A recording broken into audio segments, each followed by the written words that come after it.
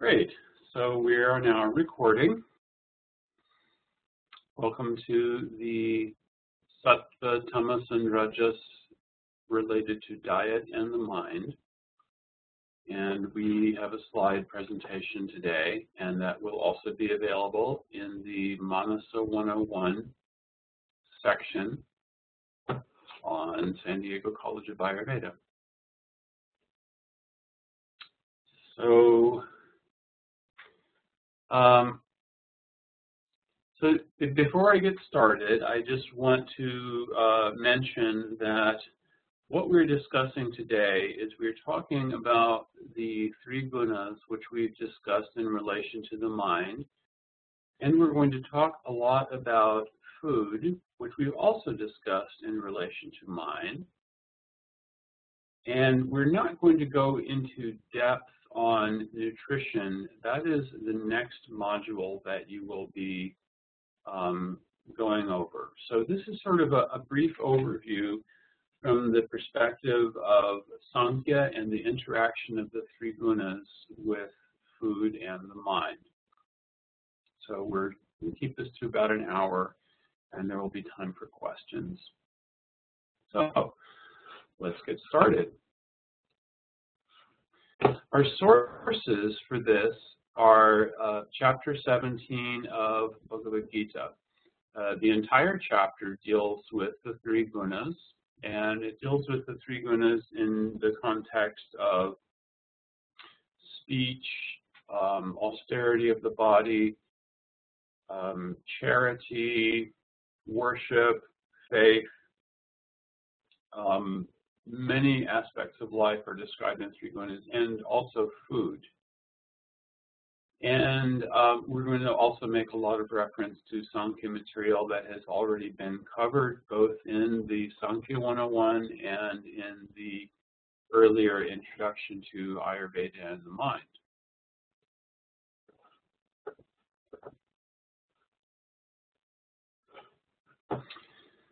So, as mentioned before, the three gunas, Sattva, Rajas, and Tamas, they're like primary colors. You can mix the primary colors in varying proportions and end up with a very wide palette. So I've just made a little graphic here to try to illustrate how different colors can be mixed. And if you look at the next slide, I've just put them basically in a different order of layers. So you have unlimited combinations of these three gunas. One important point that I wanted to touch on is that although we sometimes refer to Sattva gun as the mode of purity and goodness, it's not good in the sense of good versus evil. You think of it more like a color. It's a very light, clear color, and in this example, we're using the color light yellow to represent Sattva gun. So we don't really have this polarity of good versus evil.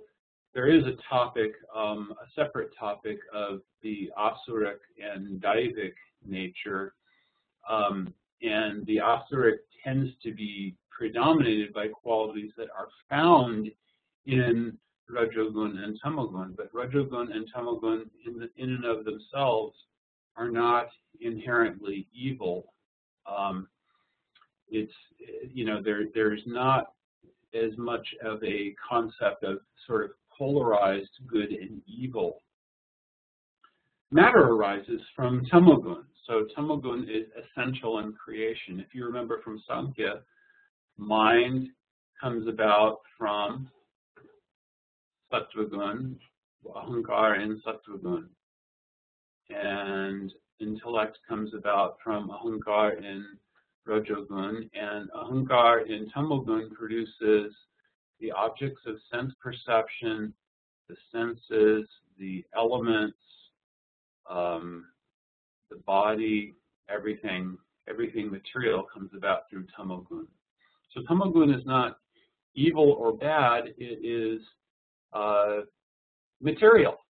So you may say that Rajogun and Tamagun are progressively more materialistic, which is not a statement of judgment. It's just a statement of fact. That Tamagun is the most substantial, the most earthy, the most down-to-earth of the gunas. So in these different combinations of gunas, some may be dominant, and the way that these gunas influence each other is complex and multi-layered. It's not just a simple blending. So look at these slides again, and all that I've done is just take these three different color gradients and put them in different layers. But we also, as living beings, we have different layers of our existence. We have the layer of mind, we have the layer of intellect, we have the layer of identity, we have the layer of the senses, which are intimately connected to mind, and we have our interaction with objects of sensory perception.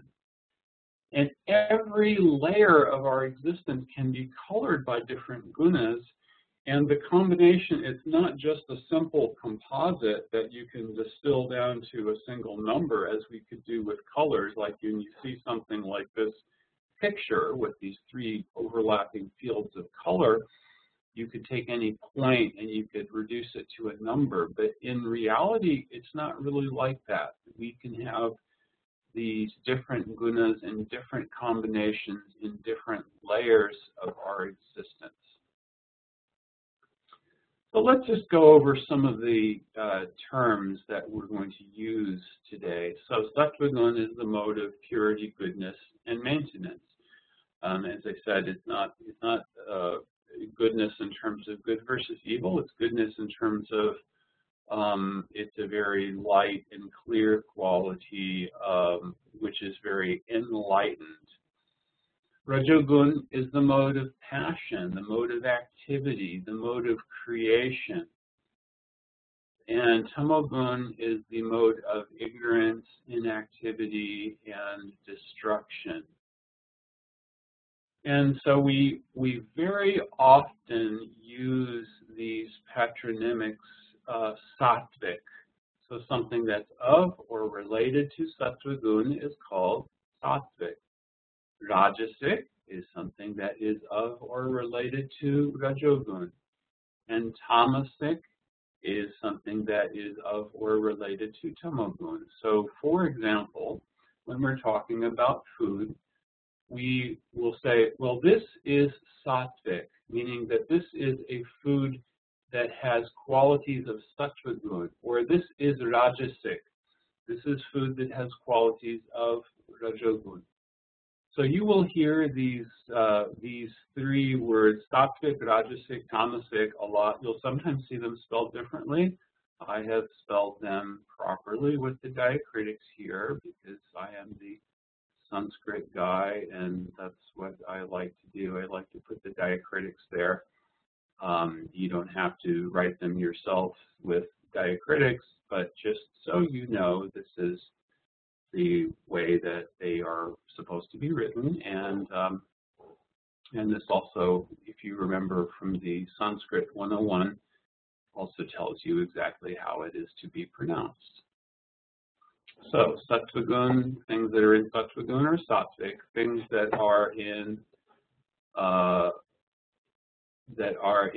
Rajogun are Rajasic, and things that are in Tamogun are Tamasic.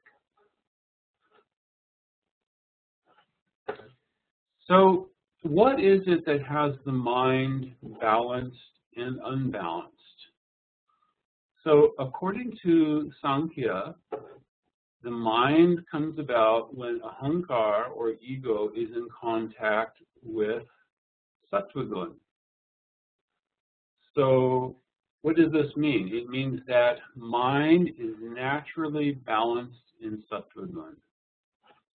Very important concept here, because the mind has come from Sattva gun. Mind's natural function is reflection. Remember, we said that mind has three primary occupations: thinking, feeling, and willing. And it is the concept of thought. When we refer to mind, we sometimes use the word consciousness. Think about that. What does consciousness mean? It means, what are we conscious of? What are we aware of?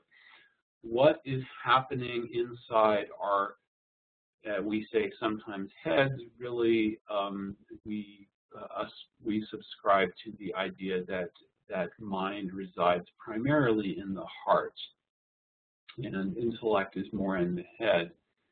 So what is in your heart? What is in your head? That is consciousness.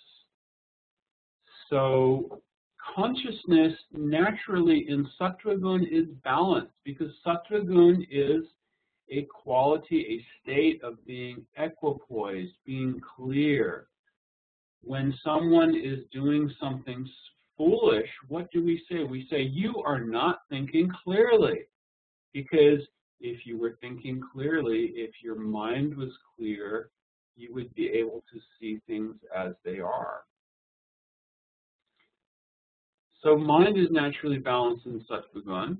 Intellect is naturally balanced in Rajogun, the mode of passion, the mode of creation, the mode of activity. If the intellect is active, then it becomes sharper. The more we use it, the more sharp it becomes. Whereas the mind, when the mind becomes peaceful, it's more capable of clear thought and clear perception.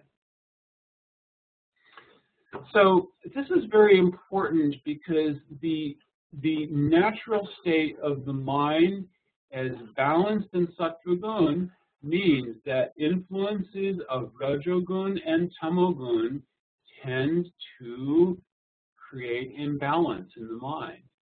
The mind becomes less balanced by more influence of Rajogun and Tamogun. So what does this mean, really? It means that the influence of Rajogun and Tamogun imbalancing the mind means the mind becomes less clear. And one of the functions, one of the things that the mind is very prone to is illusion or misperception. So have any of us ever done something based on wishful thinking?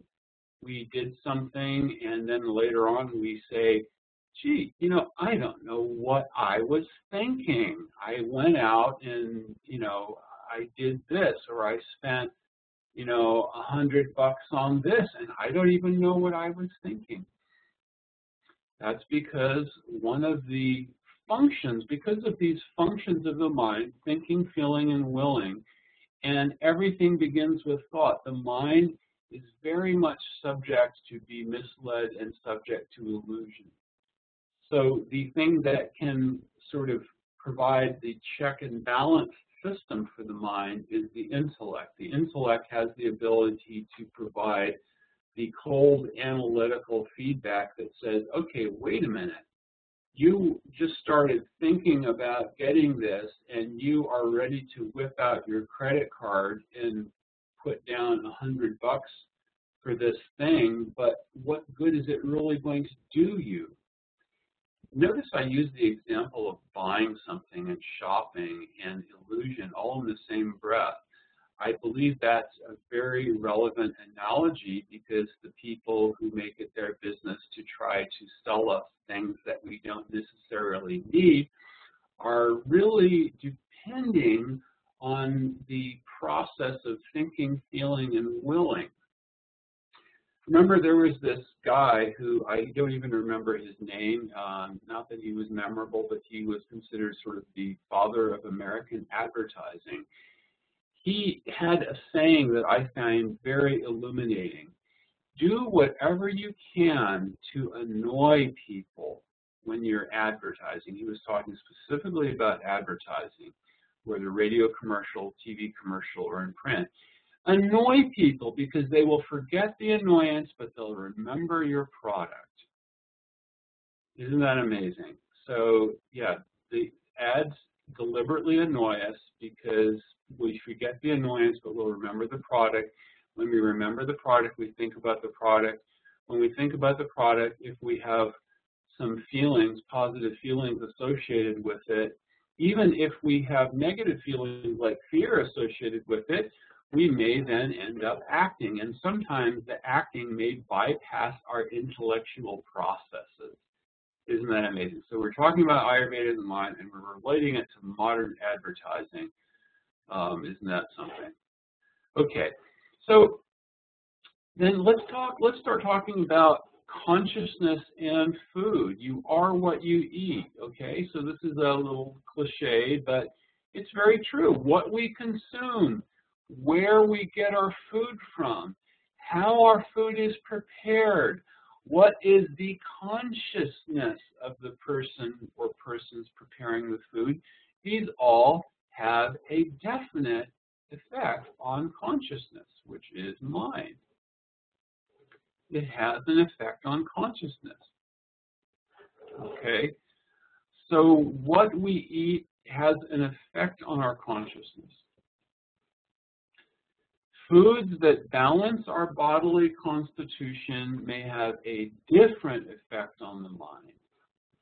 So we may need to take something that will help balance our bodily constitution, but the effect on the mind may be different. So to give an example, for someone with kapha prakriti, it may be helpful for them to eat things with onions and garlic. But those foods are naturally rajasic. They're very pungent and they tend to increase rajogun. So this will, it will have an influence on the mind. It will have an influence on the consciousness. So this is going to help balance the body, but in excess, it will give the mind, it will tend to imbalance the mind. Now, remember that we talk about prakriti, we can talk about the body's prakriti, and the mind's prakriti may be something different from the body prakriti. We may have a kapha body and a pitta mind. We may have a pitta body and vata mind. There may be different combinations of the prakriti of body and prakriti of mind. So it's important to understand that the things that balance the body may tend to not balance the mind. So let's talk about food according to its qualities. So as mentioned before, we are referring to Bhagavad Gita. Bhagavad Gita is a very, extremely important book that describes philosophy and various yoga systems. It's considered one of the core texts, along with Patanjali Yoga Sutra. It's one of the core texts for really understanding yoga in depth, Ashtanga Yoga, Raja Yoga, Bhakti Yoga, Jnana Yoga. These are all described very thoroughly in the Bhagavad Gita. So in chapter 17 of Bhagavad Gita, there is a description of various things in the different qualities, different gunas.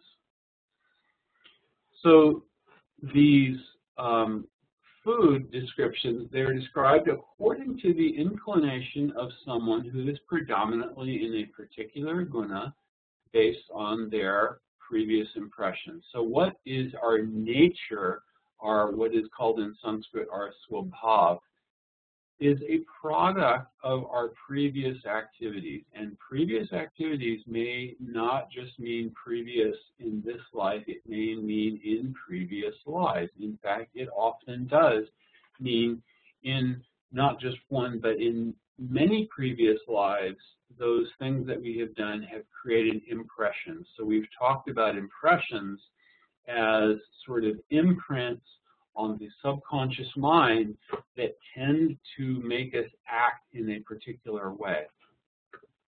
So when we talk about Sattvic, Rajasic, Tamasic food, we are actually talking about things according to their appeal. So Sattvic things appeal to persons who are more in Sattva gun. Rajasic things will appeal more to people in Rajogun. Tamasic things will appeal more to people who are influenced by Tamogun. And these foods also tend to increase the same qualities. So Sattvic foods will also tend to increase qualities of Sattva gun and so forth. So let us start with Sattvic food. What are things that appeal to persons in Sattva gun?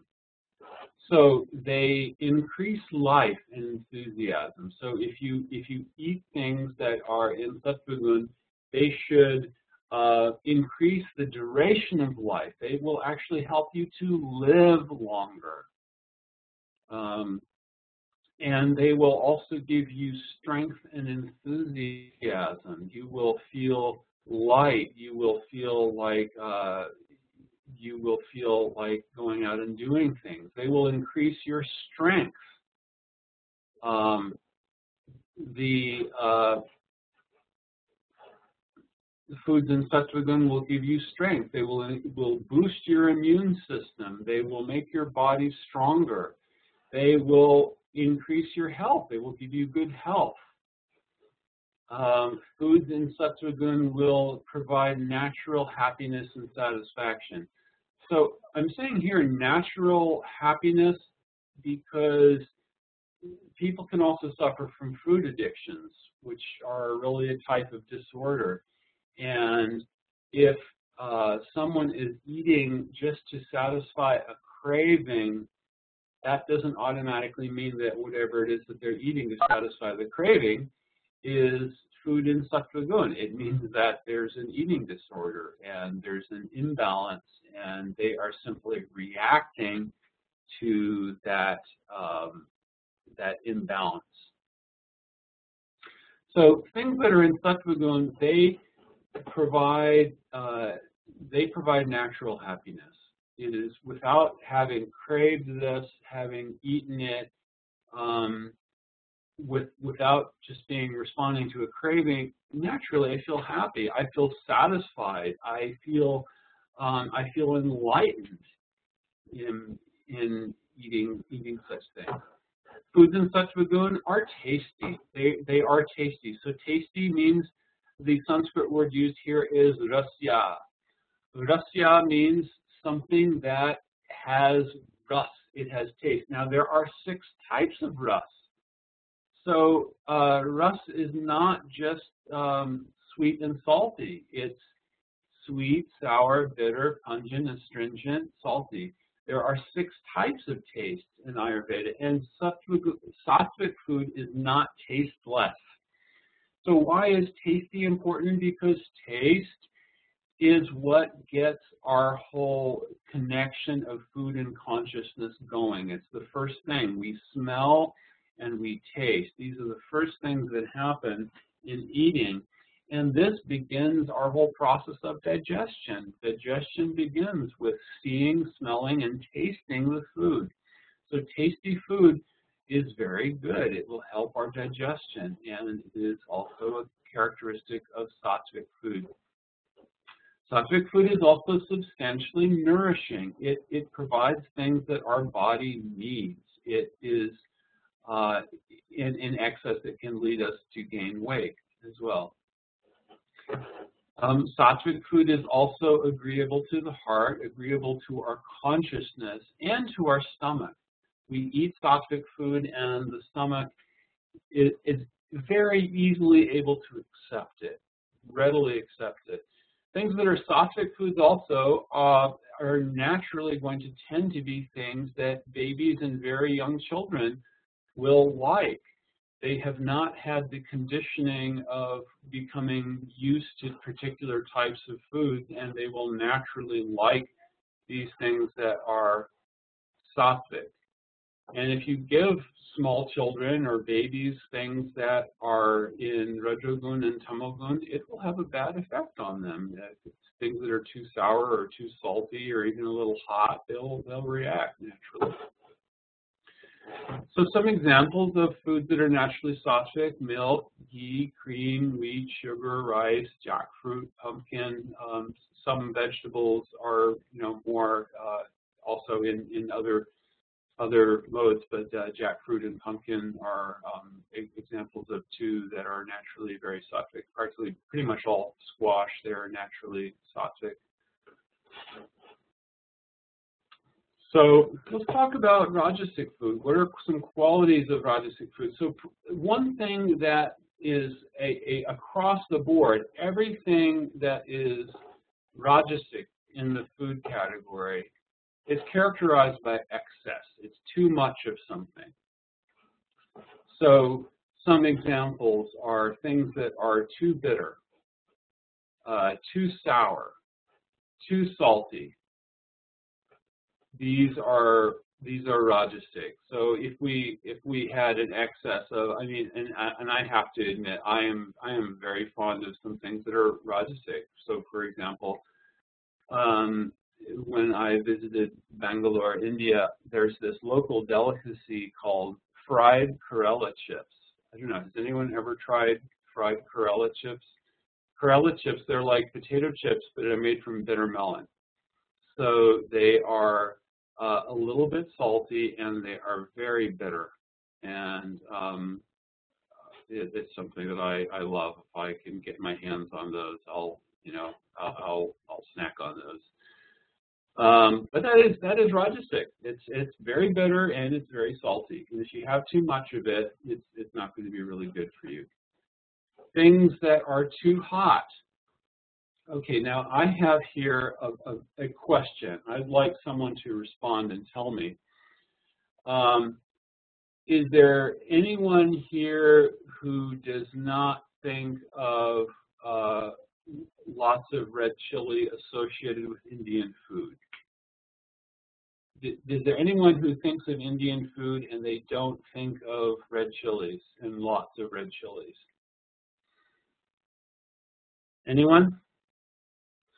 Okay, so here is the question. Here's the stinger. Is there anyone here who knows whether red chilies were part of the Indian cuisine at the time Ayurveda was written?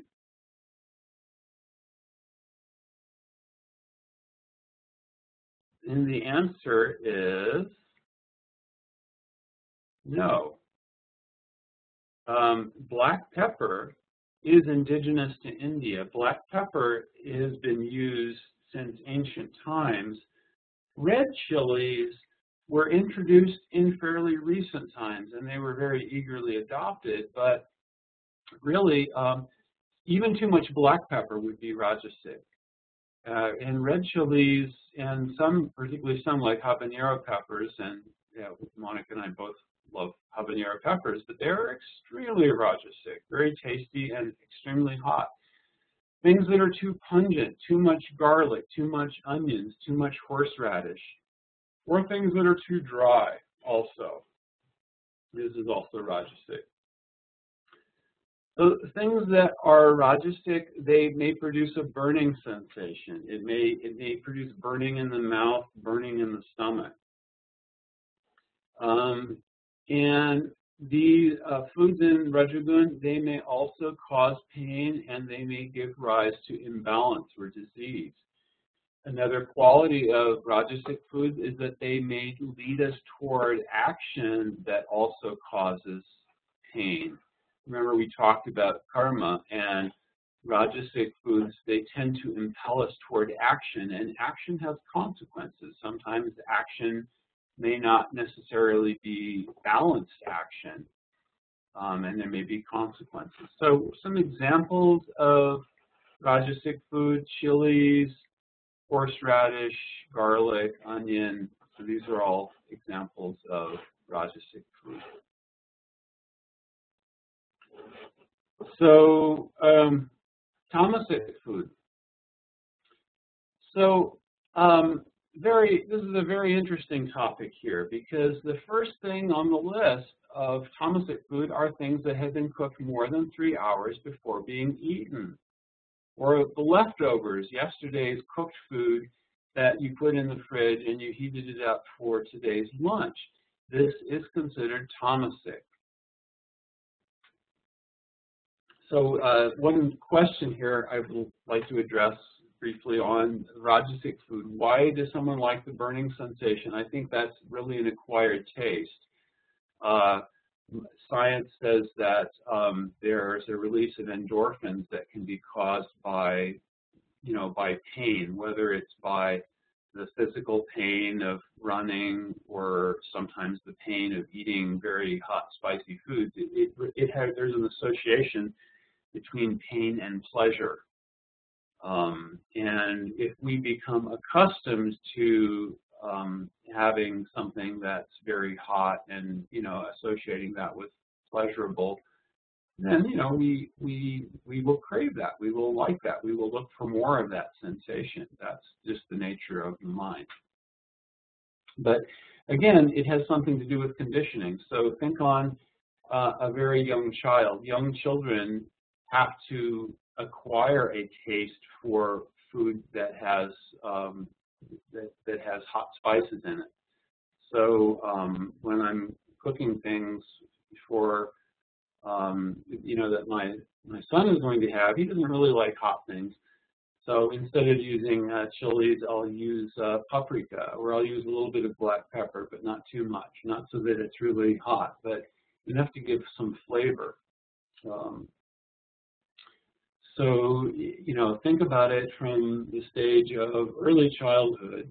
That's sort of our natural inclination towards things that are more sattvic.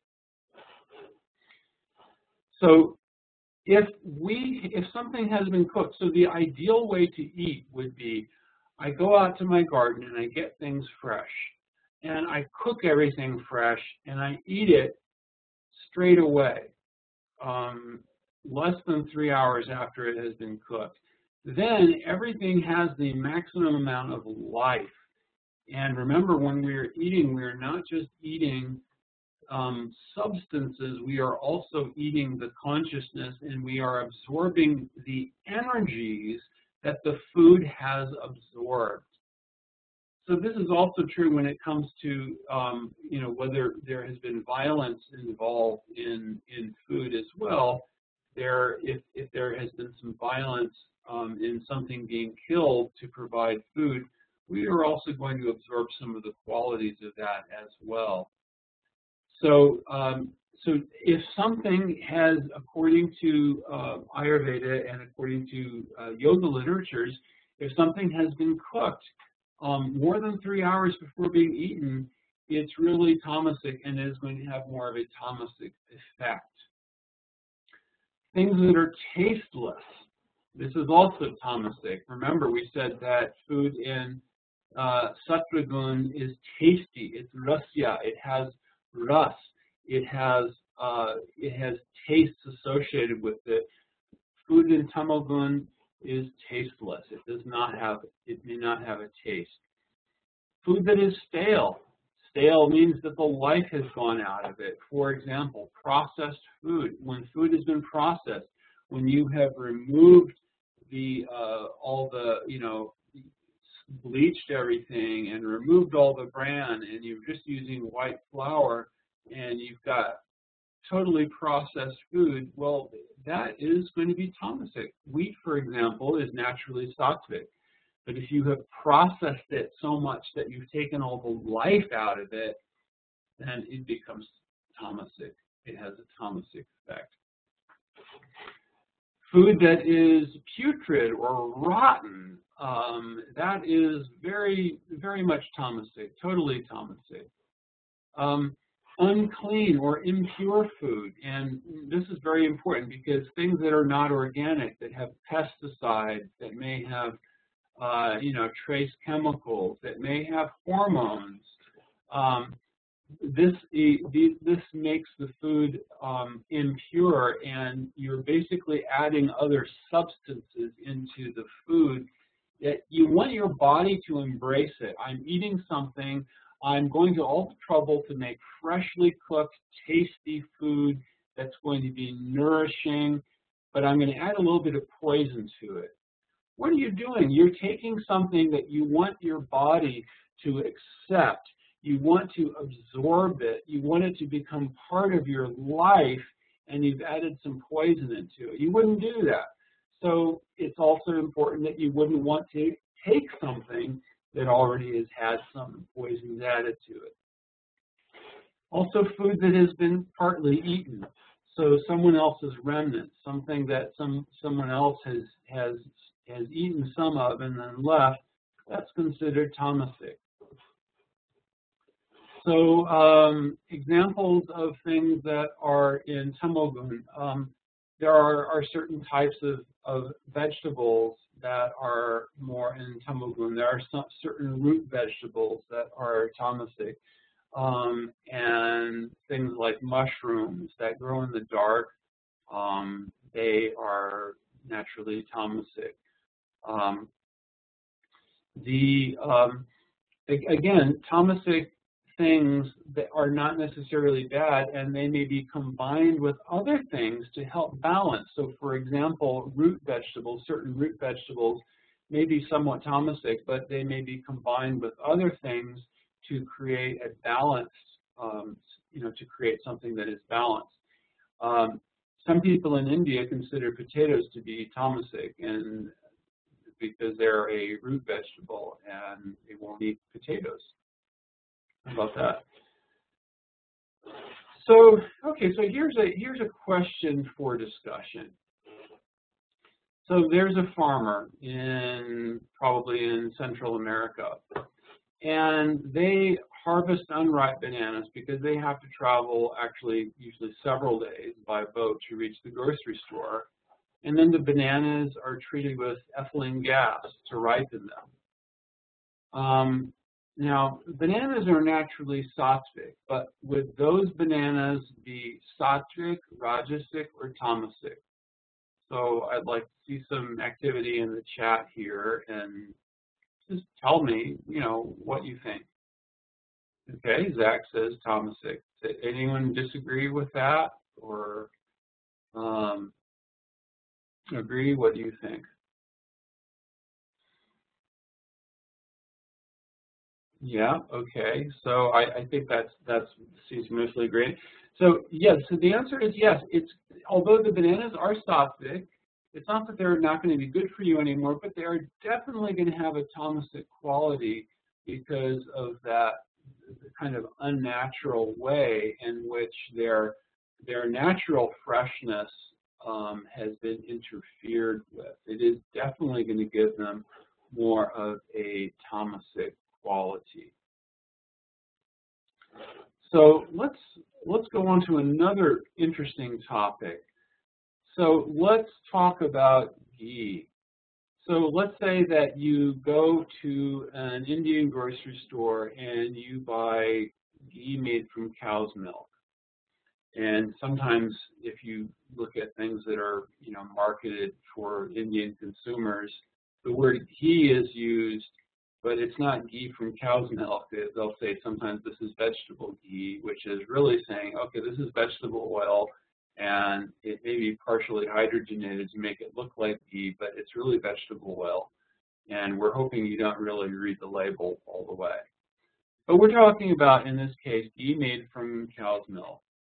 And you notice the expiry date is near. It may have been made a couple of years ago. So would that ghee be sattvic, rajasic, or tamasic? So again, this is a discussion question. Please go ahead and answer. And everybody can answer all at once. That's the nice thing about the whole chat mechanism. So what do you think? Is it sattvic, is it rajasic, or tamasic? It's getting close to the expiration.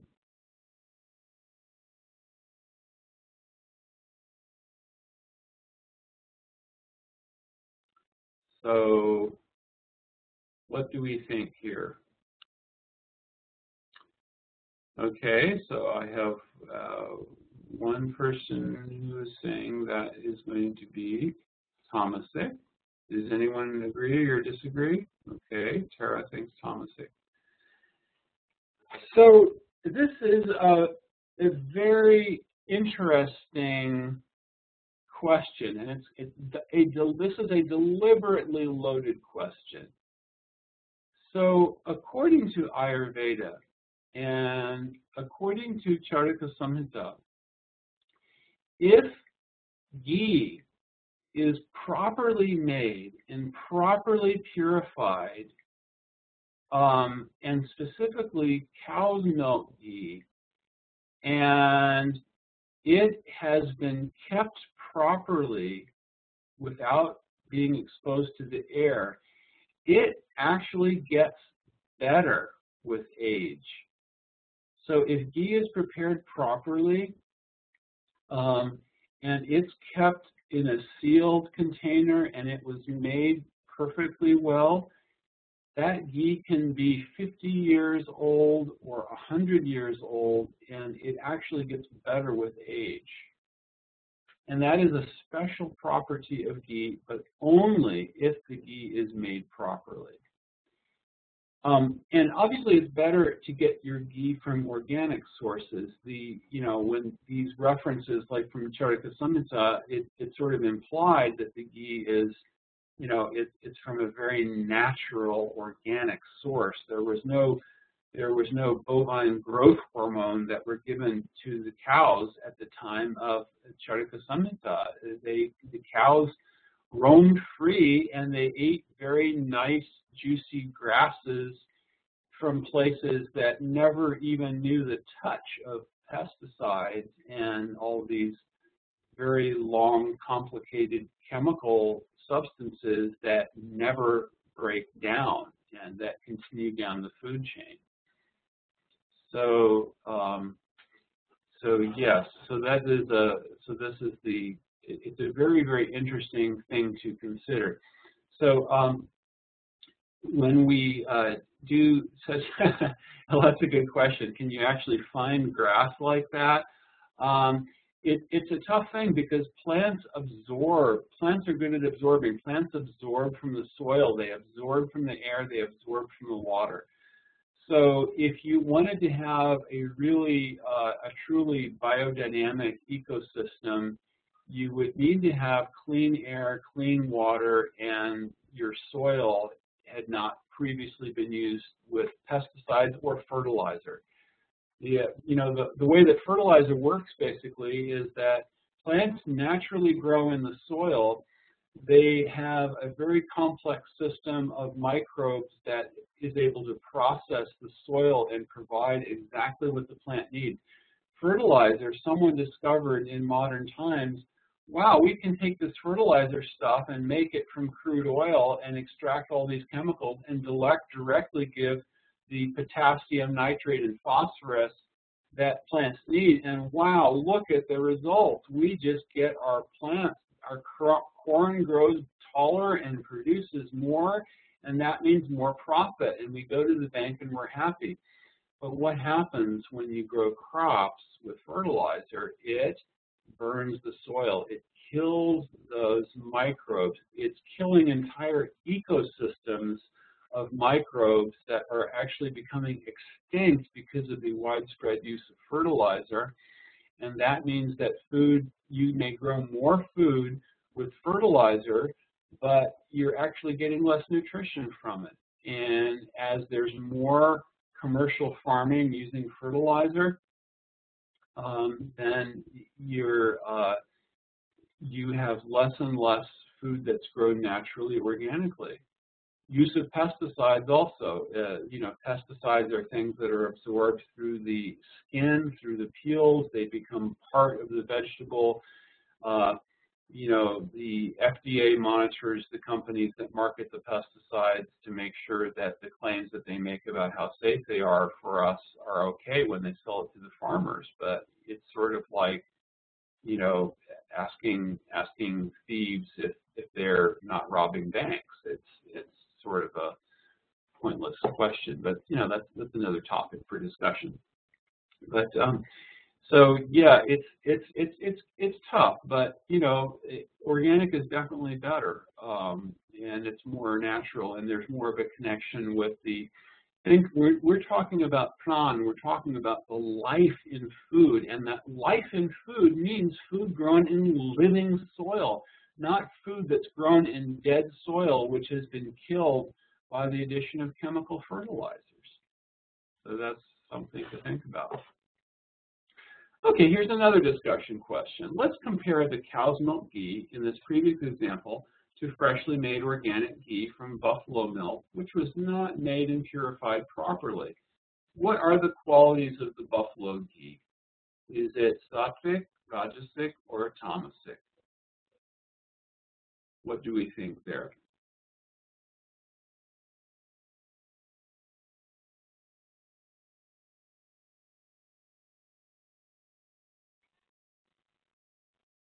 What are the qualities of this buffalo ghee?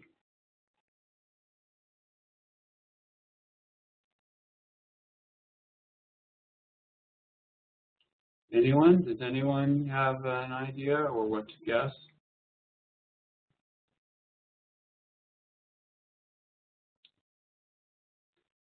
So the answer is that the buffalo ghee that has not been made properly is going to have Tamasic properties because it was not made properly, it was not purified properly, and and at the time of Charaka Samhita, buffalo ghee did exist. People were keeping water buffalo. They were taking the water buffalo milk and making ghee from it. But it is not considered, especially if not prepared properly, it may be not Sattvic. And finally, I wanted to mention some qualities of other activities that are described in the Gita.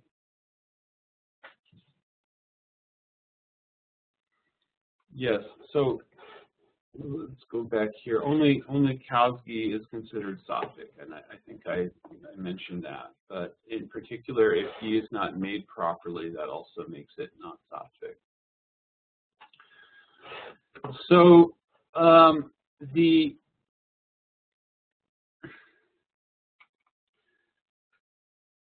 qualities of different activities that are described in the Gita.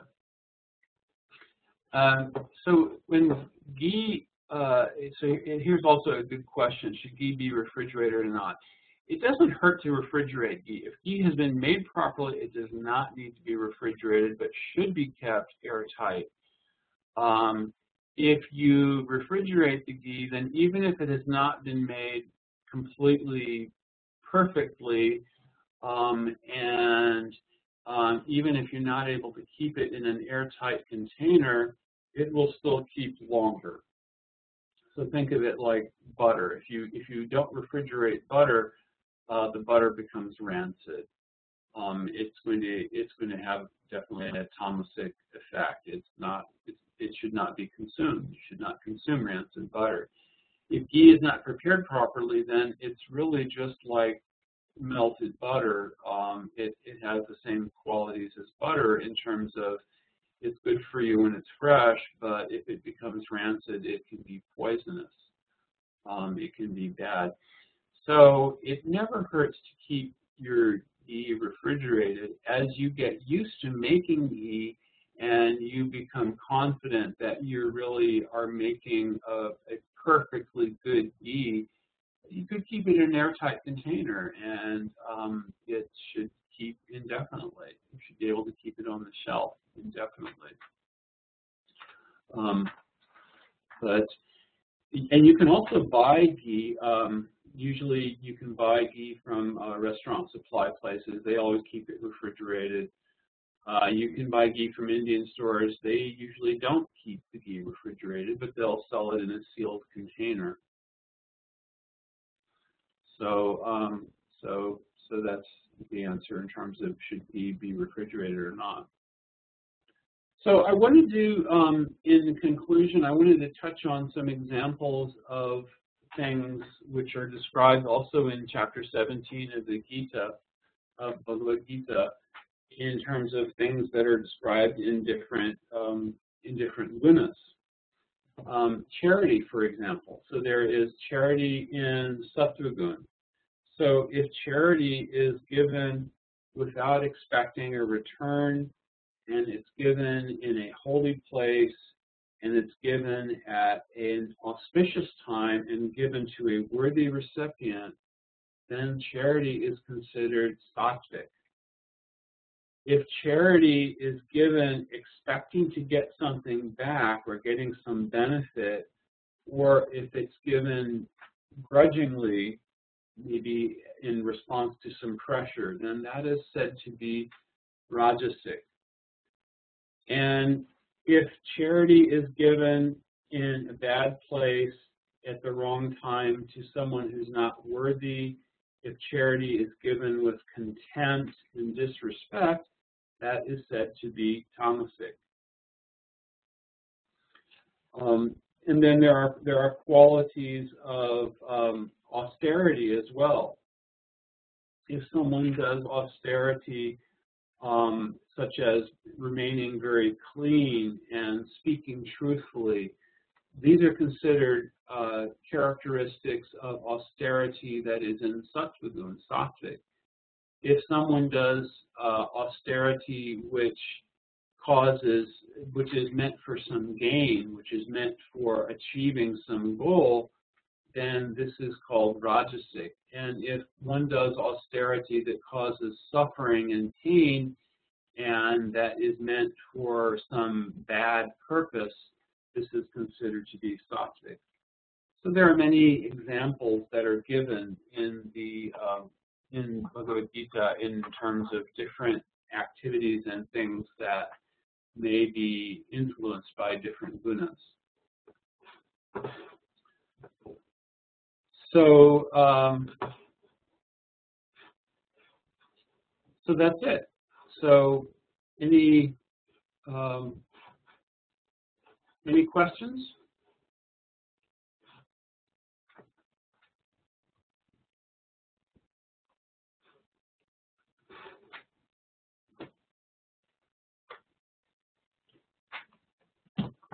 So, as always, this session, the recording will be posted in Manasa 101, and the slideshow also will be posted there, both in OpenOffice and in PowerPoint format. Is there anyone here who doesn't have something that they can use to view slideshows in either OpenOffice or PowerPoint? In either case, it's free software. Microsoft has a free PowerPoint viewer, even if you don't have the full Microsoft Office. And of course, OpenOffice or the LibreOffice is totally free. Okay, so there is an assignment. The assignment is you should do your mental constitution questionnaire.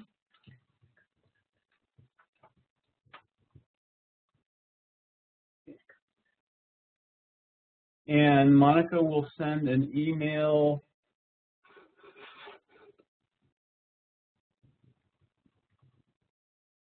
She will send an email with the questionnaire. Okay, so you will get a mental constitution questionnaire, which Monica will send via email. And you need to respond, fill that out, and send it back. And you can also upload it there. Okay, well, thank you very much, and namaste, and then we will end.